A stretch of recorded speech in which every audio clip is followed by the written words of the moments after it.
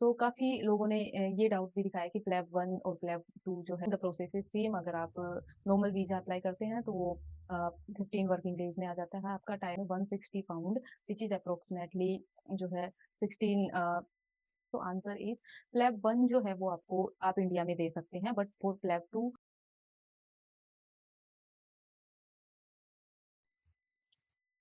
क्या आप इंडिया में एमबीबीएस कर रहे हो और कर चुके हो और यूके में एज ए डॉक्टर काम करने का सपना देख रहे हो, तो आप बिल्कुल सही जगह पे हो। आज के इस वीडियो में हम स्टेप बाय स्टेप और इजी वर्ड्स में समझेंगे कि आप कैसे एज ए डॉक्टर इंडिया से यूके आ सकते हो। So good morning everyone, my name is Babli Rohila. I am one of the registered nurses working over here in UK और मैं अपने यूट्यूब चैनल पे यूके से रिलेटेड वीडियोस बनाती हूँ। और अगर आप एक डॉक्टर हैं, so this video will be very informative for you and let's start the video. So जो first and most important thing आती है अगर आप यूके में एज ए डॉक्टर आना चाहते हैं, तो फर्स्ट थिंग इज एलिजिबिलिटी। सो उसके लिए जो है आपको मेडिकल ग्रेजुएट होना बहुत ज़रूरी है। अगर आपने इंडिया से एमबीबीएस किया है तो आप इस चीज़ के लिए वेरी एलिजिबल हैं, so don't worry about that. So first you need to finish your MBBS. So अगर आपने एमबीबीएस कंप्लीट किया कर लिया है अपना, तो उसके बाद आप नेक्स्ट स्टेप के लिए एलिजिबल हो। इसमें हमें जो है, क्योंकि हमने इंडिया से एमबीबीएस किया है और इनको ये टेस्ट करना होता है कि क्या आप यूके में एज ए जूनियर डॉक्टर काम करने के लिए एलिजिबल हो या नहीं हो। इसके लिए ये हमारे कुछ टेस्ट लेते हैं। इनमें मेनली जो हमारा है, एक तो हमारी लैंग्वेज टेस्ट करते हैं क्योंकि हम हिंदी स्पीकिंग कंट्री से बिलोंग करते हैं। और अगर आप एनी अदर कंट्री से बिलोंग करते हैं, आप किसी भी नॉन इंग्लिश स्पीकिंग कंट्री से अगर यूके में आ रहे हैं, तो आपको जो है इंग्लिश प्रोफिशिएंसी टेस्ट आपको देना पड़ता है। उसके अलावा जो है 2 और एग्ज़ाम होते हैं, प्लेब 1 और प्लेब 2। तो इस वीडियो में हम स्टेप बाय स्टेप ये देखने वाले हैं कि कितने एग्ज़ाम आपको देने होंगे और क्या-क्या आपको स्टेप्स फ़ॉलो करने होंगे, और उसके अलावा जो हमारा टोटल कॉस्ट होता है वो कितना हम कितना एक्सपेक्ट कर सकते हैं कि अगर हम एज़ ए डॉक्टर यहाँ पे आना चाहते हैं और कौन से वीज़ा पे हम आ सकते हैं, ये सारे स्टेप्स हम यहाँ पे देखेंगे। सो फर्स्ट जो हमारा एग्ज़ाम है, टोटल 3 एग्ज़ाम होते हैं, उनमें से फर्स्ट जो एग्ज़ाम है वो हमारा है इंग्लिश प्रोफिशिएंसी एग्ज़ाम। इसमें again I am telling you, you can give IELTS और ओईटी। ये बहुत लोगों को कन्फ्यूज़ होता है कि कितना कौन-सा एग्ज़ाम हमें देना होता है। तो अगर आप एज़ ए डॉक्टर यहाँ पे आना चाहते हैं, तो इट्स अप टू यू वो what exam you want to give. So if you will ask to me, I would suggest you to give OET, क्योंकि आपने जो है मेडिकल प्रोफ़ेशन से आप बिलॉन्ग करते हैं, तो ओईटी आपके लिए थोड़ा ईज़ी हो जाता है और आईएलटीएस थोड़ा टफ़ पड़ता है इन अगर हम कंपेयर करें तो। तो अगर आपने फॉर एग्ज़ाम्पल आईएलटीएस देना आप प्रेफ़र कर रहे हैं, तो आपको जो आईएलटीएस में ओवरऑल जो है 7.5 स्कोर करना होगा। और ईच मॉड्यूल में अगर आप 7 ला रहे हो, जिसमें रीडिंग, लिसनिंग, स्पीकिंग और राइटिंग तीनों में अगर आपका 7 आता है, तो आप एलिजिबल इनफ हो। आपका जो है आप यूके आने के लिए जो इंग्लिश प्रोफिशिएंसी टेस्ट है उसमें पास हो जाते हो। उसके अलावा अगर आपने ओईटी चूज़ किया है, तो ओईटी में जो है आपका ओवरऑल बी स्कोर आना आपका ज़रूरी होता है। ईच मॉड्यूल में अगर आपका बी आ रहा है, तो आप जो है एज़ ए डॉक्टर यूके में आने के लिए आपने फर्स्ट स्टेप जो है आपने पास कर लिया है। इसके अलावा जो टेस्ट आता है वो प्लैब 1 और प्लैब 2 आता है। सो काफ़ी लोगों ने ये डाउट भी दिखाया कि प्लैब 1 और प्लैब 2 जो है हमें यूके आके देना होता है या फिर हम इंडिया में दे सकते हैं। सो आंसर इज़ प्लैब 1 जो है वो आप इंडिया में दे सकते हैं, but for PLAB 2 you have to come to UK. I will tell you how can you come, what visa you need to apply. So first thing, जो है आपको प्लेब 1 के लिए आपको प्रिपेयर करना होगा। इसमें जो है आपको यूके में एज़ ए जूनियर डॉक्टर आप काम करते हैं, तो वो आपकी नॉलेज को चेक करने के लिए प्लेब 1 होता है कि आप इतने कैपेबल हैं या नहीं है कि पेशेंट की जो प्रॉब्लम्स हो रही है उनको आइडेंटिफ़ाई कर पाते हैं या नहीं कर पाते हैं, उसके लिए आपको प्लेब 1 दिया जाता है। तो प्लेब 1 में मेनली क्या होता है, 180 क्वेश्चंस जो आते हैं, एमसीक्यू बेस्ड क्वेश्चन आते हैं प्लेब 1। प्लेब का मतलब होता है professional and linguistic assessment board. So ये आपके जो 180 एमसीक्यू आते हैं 3 आवर्स के लिए, आपका टेस्ट होता है, ड्यूरेशन इसकी और आपको इसका कोई ऐसा पासिंग स्कोर नहीं है कि आपको 180 में से अगर आपने 100 कर दिए तो आप पास हो जाओगे, ऐसा कोई स्कोर नहीं है। इनका डिपेंड करता है इसका स्कोर जो है कभी हाई चला जाता है, कभी लो आपका अगर कम भी मार्क्स आए तो आप पास हो सकते हो, तो ये डिपेंड करता है वो लोग किस आपने टेस्ट दे दिया उसके बाद वो लोग डिसाइड करते हैं। जैसे जो कट ऑफ सिस्टम होता है काइंड ऑफ दैट उसमें उसके हिसाब से आपका जो पास और फेल ये लोग डिसाइड करते हैं।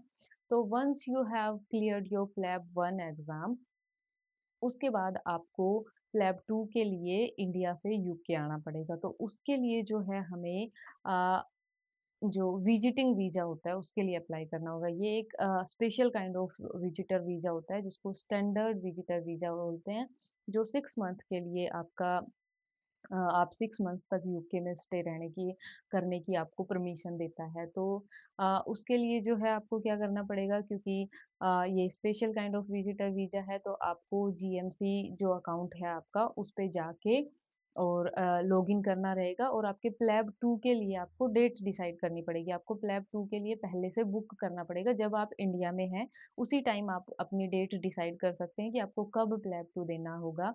तो उसमें डेट्स होती हैं, वो आप चूज़ कर सकते हैं कि मैं अब इस डेट पे जो है कॉन्फिडेंट हूँ प्लैब 2 एग्ज़ाम देने के लिए। उसमें जो आपने एग्ज़ाम बुक किया है, वहाँ पे आपको एक ईमेल आएगी और या तो आपको वो पीडीएफ सेंड करते हैं। तो वो पीडीएफ जो है या ईमेल जो है एज़ ए प्रूफ आपको आपके जो विज़िटर वीज़ा में है, वो लगाना पड़ेगा क्योंकि अगर आप यूके में आना चाहते हैं, सो दे नीड टू नो कि आपका रीज़न क्या है यूके में आने के लिए। तो अगर आपका वीज़ा वो उम, आपने लगाया है और उसमें अगर आप प्लैब 2 की जो वो पीडीएफ आई है आपके एग्ज़ाम बुकिंग की, तो वो एक प्रूफ हो जाएगा कि मैं प्लैब 2 का एग्ज़ाम देने के लिए यूके में आना चाहता हूँ। तो चांसेस होते हैं कि आपका जो वीज़ा है वो आ जाता है, वो रिजेक्ट नहीं होता है।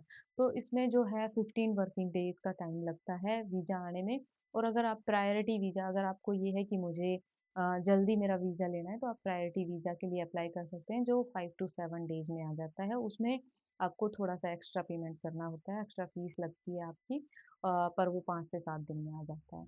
तो उसके बाद आपने जैसे ही स्टैंडर्ड विजिटर वीज़ा के लिए अप्लाई किया, उसका एक क्राइटेरिया ये भी होता है क्योंकि उनको ये देखना होता है कि अगर आप यूके में आ रहे हैं, तो क्या आपके पास इतना इनकम सोर्स अवेलेबल है कि आप यूके में आके सर्वाइव कर सकते हैं। आप यहाँ पे आके क्योंकि इंडिपेंडेंटली रहने वाले हैं, तो आपका जो बैंक अकाउंट है उसमें आपको या तो ये दिखाना होता है कि मेरे जो पेरेंट्स हैं या फिर मेरे जो गार्जियन है, कोई भी मुझे जो है हेल्प करने वाले हैं उसमें, मुझे पैसे वो भेजने वाले हैं। आप अपनी आपको ये प्रूफ़ देना होता है कि आपके पास इतने मनी है कि आप वहाँ पे यूके में जाके सर्वाइव कर सकते हैं। तो आपके बैंक अकाउंट में फॉर एग्ज़ाम्पल आपको अगर आप 6 महीने का रख रहे हैं, तो आपके पास पर मंथ का एटलीस्ट 1 लाख स्पेंड करने के लिए भी होना चाहिए। तो आपको अकाउंट में at least 3 to 4 lakh, 5 lakh it depends.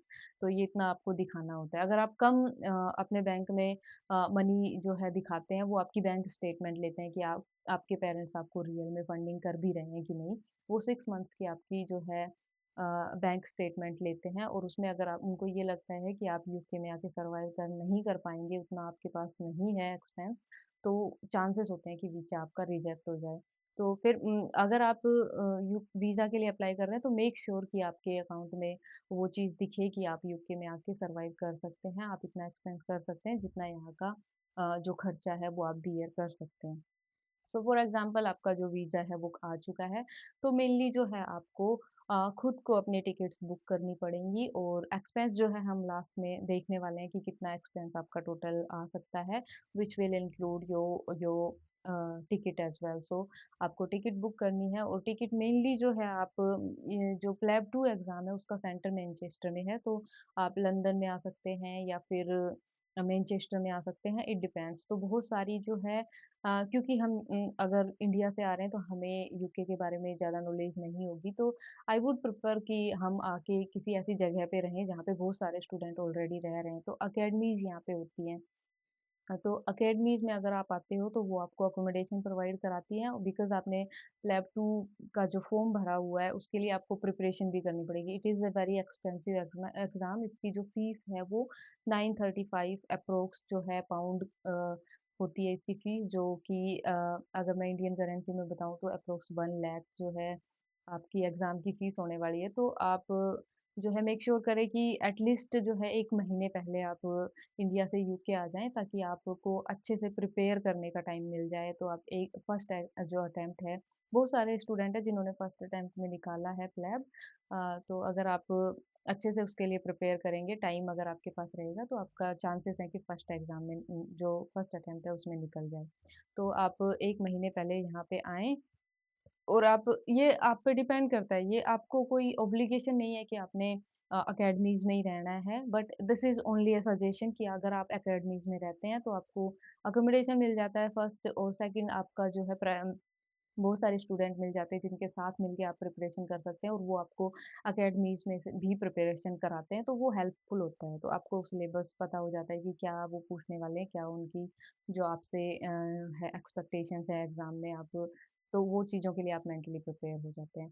तो this is up to you क्योंकि क कुछ लोग बोलते हैं कि मेरा तो यहाँ पे रिलेटिव रह रहे हैं, मेरे अंकल रह रहे हैं, तो आप उनके साथ भी रह सकते हैं, which is easy for you आपका खर्चा ज़्यादा नहीं लगेगा। बट अगर आप बिल्कुल नए हैं यहाँ पे तो डोंट वरी अबाउट दैट। यहाँ पे बहुत सारी अकेडमीज़ ऐसी चलती हैं जो आपको जहाँ पे आके आप रह सकते हैं और इसका भी एक्सपेंस आपको जो है खुद से बियर करना पड़ता है, हॉस्पिटल साइड से आपको कुछ नहीं मिलता है। तो ये जो है आपको सोचना पड़ेगा कि आपको कहाँ रहना है, it's up to you totally. So उसके बाद आपने प्लेब 2 के लिए एग्ज़ाम जो है प्रिपरेशन करनी स्टार्ट कर दी और फॉर एग्ज़ाम्पल आपका जो है क्योंकि आपके पास सिर्फ 6 मंथ का ड्यूरेशन है, अगर आपने 6 महीने के अंदर-अंदर प्लेब 2 कंप्लीट नहीं किया है, तो आपको जो है you have to go back to India and apply for that again क्योंकि 6 महीने के बाद अगर आप यहाँ पे रखते हैं, तो वो इल्लीगल हो जाएगा। उसमें आपको मेनली जो है 6 महीने में आप क्लियर कर लेंगे obviously but I am just telling you that you have that time boundation कि 6 मंथ का आपका ड्यूरेशन है उस वीज़ा का, you have to remind yourself that as well. उसके बाद जैसे आपने प्लैब 2 के लिए जो है आपने क्लियर कर लिया प्लैब 2 एग्ज़ाम, उसके बाद आपको जीएमसी रजिस्ट्रेशन करना होता है। तो अब जो है मेनली जो स्टूडेंट प्रेफ़र करते हैं क्योंकि यहाँ पे रहने का जो लिविंग कॉस्ट ऑफ लिविंग है वो थोड़ा-सा ज़्यादा हो जाता है अगर आपके पास जॉब नहीं है तो। इंडिया से अगर आप पैसे मँगा रहे हैं तो आपके लिए वो बहुत ज़्यादा हो जाता है। सो मेनली जो है स्टूडेंट जो डॉक्टर्स हैं प्रेफ़र करते हैं कि वो इंडिया वापस चले जाएँ और उसके बाद वो प्रोसेस बाकी अप्लाई करें क्योंकि इसमें 6-7 महीने लग जाते हैं प्रोसेस में। अगर आपके टाई अप ज़्यादा हैं, आप के नोन यहाँ पे रह रहे हैं, वो अलग सिनेरियो है। बट मैं उन लोगों के लिए बता रही हूँ जिनका यहाँ पे कोई नहीं रहता है, जो न्यू हैं, तो उनके लिए प्रेफ़रेंस ये होती है कि वो वापस इंडिया चले जाएँ और उसके बाद वो अपने जो है बाकी जो फ़ॉर्मेलिटीज़ हैं, उनको डॉक्यूमेंट की जो फ़ॉर्मेलिटीज़ हैं, उनको पूरा करके जब उनको जॉब मिलती है, तब वो वापस आते हैं। तो आपने जैसे ही प्लैब 2 एग्ज़ाम दिया, आप इंडिया वापस जा सकते हैं और उसके बाद आप जीएमसी रजिस्ट्रेशन जो है उसको उसके लिए अप्लाई कर सकते हैं। और जैसे ही आपने जीएमसी रजिस्ट्रेशन के लिए अप्लाई किया, उसके बाद कुछ वीक्स में आपका जो पिन आ जाता है और आप उसके बाद पिन आने के बाद आपको जो एनएचएस में अगर आप एज़ ए डॉक्टर काम करना चाहते हैं, इट्स अप टू यू कहाँ आप काम करना चाहते हैं, उनकी साइट पे जाके आपको जॉब के लिए अप्लाई करना होता है। अगर आपको वो इंटरव्यू के लिए शेड्यूल करते हैं, उसके बाद आपका इंटरव्यू होता है और वो आपको अब आप इंडिया में हैं क्योंकि तो आपका कोई कॉस्ट ऑफ लिविंग नहीं लग रहा है, आप अपने घर में रह रहे हैं, तो उसके बाद वो आपको स्पॉन्सर करते हैं कि आप एज़ ए डॉक्टर यहाँ पे आ सकते हो, वो टाइम ड्यूरेशन के लिए। फॉर एग्ज़ाम्पल आपको 6 मंथ का स्पॉन्सर किया, आपको 1 ईयर का स्पॉन्सर किया, तो उस टाइम ड्यूरेशन में आप जो है टायर 2 वीज़ा उसके लिए आप अप्लाई कर सकते हैं और वो आपका again the process is same अगर आप नॉर्मल वीज़ा अप्लाई करते हैं तो वो 15 वर्किंग डेज़ में आ जाता है आपका tyre 2 health and care visa जिसमें आप एज़ ए डॉक्टर काम करने के लिए यहाँ पे you have that permission to work here as a doctor for like it depends कितने अ जो कितने टाइम के लिए आपको स्पॉन्सर किया गया है। तो उसके बाद जो है आप अ, अगेन आपकी टिकट्स बुक कराते हैं और आप इंडिया से यूके आ जाते हैं उस हॉस्पिटल में जहाँ आपका सिलेक्शन हुआ है और वहाँ पे आप एज़ अ जूनियर डॉक्टर काम करते हैं। So this is the whole process. I would like to break it down in steps क्योंकि बहुत कुछ हमने डिस्कस किया है। So जो सबसे पहले जो है हमारी एलिजिबिलिटी हम देखते हैं जो आपको मेडिकल ग्रेजुएट होना नेसेसरी है रिकॉग्नाइज यूनिवर्सिटी से। उसके बाद जो है आपको इंग्लिश प्रोफिशिएंसी एग्ज़ाम देना पड़ेगा जिसमें आप आईएलटीएस और ओईटी दे सकते हैं। उसमें आपको जो रिक्वायर्ड स्कोर है वो अचीव करना पड़ेगा। उसके बाद का जो स्टेप आता है वो प्लेब 1 है और प्लेब 1 जो है आप इंडिया में दे सकते हैं। बट प्लेब 2 के लिए you have to come to UK और प्लेब 2 के लिए आपको जो है स्टैंडर्ड जो विजिटर वीज़ा है वो अप्लाई करना पड़ेगा। उसके बाद जैसे ही आपने प्लेब 2 का एग्ज़ाम क्लियर किया उसके बाद आपको जीएमसी रजिस्ट्रेशन करना पड़ेगा। जीएमसी रजिस्ट्रेशन के बाद आप जो है एनएचएस की साइट से या किसी भी साइट से आप जॉब के लिए अप्लाई कर सकते हैं। उसके बाद जैसे ही आपका उसमें सिलेक्शन हुआ आपको टायर 2 वीज़ा जो है हेल्थ एंड केयर वीज़ा उसके लिए अप्लाई करना पड़ेगा और आप उसके बाद यूके में आते हैं और एज़ ए जूनियर डॉक्टर आप यूके में काम कर सकते हैं। So this is the whole process. Now I would like to discuss about the expense, total expense कितना है क्योंकि ये बहुत इम्पोर्टेंट है जान लेना कि कितना खर्चा इसमें लग जाता है। So I will tell you all the expense. First thing is OET और आईएलटीएस। अगर आप आईएलटीएस का एग्ज़ाम देना प्रेफ़र करते हैं क्योंकि आईएलटीएस का एग्ज़ाम थोड़ा-सा जो है कॉस्ट इफेक्टिवली लगता है इसलिए बहुत सारे लोग चूज़ करते हैं। आईएलटीएस के एग्ज़ाम में 160 पाउंड व्हिच इज़ अप्रॉक्सिमेटली जो है 16 16,000 इंडियन करेंसी में होता है आपका और हम मान के चल रहे हैं कि 1 pound equal to 100 it's approximately 108 rupees 1 pound is equal to 108 pound so you can calculate. उसके बाद जो है ओईटी अगर आप देना प्रेफ़र करते हैं तो इट्स 320 पाउंड ये जो कि 32,000 आपका इंडियन करेंसी में अप्रॉक्सिमेटली पड़ जाता है। तो ये आपके जो है इंग्लिश प्रोफिशिएंसी एग्ज़ाम की फ़ीस हो गई। उसके बाद अगर आप देख रहे हैं कि मुझे प्लेब 1 की फ़ीस जो है आपकी 255 pound which is again approximately 25 to 26,000 और प्लेब 2 का अगर देखें तो वो होता है 935 pound which is approximately again 1 lakh Indian currency. उसके अलावा आपका जीएमसी रजिस्ट्रेशन होता है और जीएमसी रजिस्ट्रेशन में जो है आपका 433 जो है पाउंड एक्सपेंस आ जाता है which is approximately 50,000 Indian currency और उसके अलावा आपकी जो फ्लाइट्स की टिकट होती है उसमें अगर हम अ 60,000 टू 80,000 अगर हम लगाते हैं तो वो फ्लाइट का टिकट आ जाता है। उसके बाद जो है आप मैंने जैसे आपको बताया कि आपको प्लेब 2 के लिए यूके से इंडिया आना ही पड़ेगा इंडिया से यूके सॉरी आना ही पड़ेगा। तो वहाँ यहाँ के स्टे के लिए आप जो अकेडमीज़ में रहते हैं या फिर बाहर रहते हैं, इट डज़न्ट मैटर आपका जो है 70,000 से 80,000 तक स्टे का खर्चा और ऊपर से जो है आपका खाना-पीना लगा के 1 लाख रुपए महीने का आपका ये खर्चा हो जाता है। तो इट डिपेंड्स कि आप कितने अटेम्प्ट में जो है प्लेब 2 एग्ज़ाम क्लियर करते हैं। तो उस पे डिपेंड करता है। तो अगर आपने फॉर एग्ज़ाम्पल फर्स्ट अटेम्प्ट में कर लिया तो आपका 1 लाख रुपए इसमें कंसिडर होगा। तो अगर इसका टोटल हम करते हैं इसके अलावा जो है छोटे-छोटे जो आपके खर्चे हैं जैसे आपने अ, विज़िटर वीज़ा के लिए अप्लाई किया उसमें भी आपका 25,000 इंडियन करेंसी तक लग जाता है और आपको टायर 2 वीज़ा के लिए भी अप्लाई करना पड़ेगा तो उसमें भी आपका 25,000 लग जाता है। तो टोटल मिला के अगर हम इसको देखें तो हमारा इंडियन करेंसी में 4 लाख से 5 लाख के समथिंग आप 5 लाख तक आई वुड से आप अपना बजट लेके चलें कि आपका खर्चा इतना लगने ही वाला है। और उसके बाद जो है डिपेंड भी करता है कि आप ओईटी कितने अटेम्प्ट में क्लियर क्लियर करते हो, प्लेब 1 कितने में क्लियर करते हो, प्लेब 2 में अगर आप ज़्यादा अटेम्प्ट्स ले रहे हो। बट नॉर्मली अगर आप if you have done MBBS you must have like intelligent brain isn't it? So उसमें हम ये सोच के चल रहे हैं फर्स्ट या सेकंड अटेम्प्ट में तो हमारा हो ही जाएगा, तो वो खर्चा डिपेंड करता है। बट अगर आप सारे एग्ज़ाम फर्स्ट अटेम्प्ट में क्लियर करते हो तो आपका 4 से 5 लाख रुपए खर्चा आता है। और उसके बाद अगर हम ये देखें कि वर्थ इट है या नहीं है यहाँ पे एज़ अ डॉक्टर आना, तो आई वुड से कि बहुत ज़्यादा वर्थ ये रहेगा आपके लिए, क्योंकि 5 लाख रुपए आप 2 महीने की सैलरी में रिकवर कर लेंगे वापस से। और उसके अलावा जो है अपॉर्च्युनिटीज़ के ऊपर अगर बात करें, तो अगर आप रजिस्ट्रार बनते हैं तो आपकी सैलरी बहुत ज़्यादा अच्छी होने वाली है। अगर आप यहाँ से एक्सपीरियंस लेके जाते हैं तो वो आपके लिए बहुत हेल्पफुल होने वाला है। So it's a personal decision, but I would say it will worth if you want to come to UK as a doctor.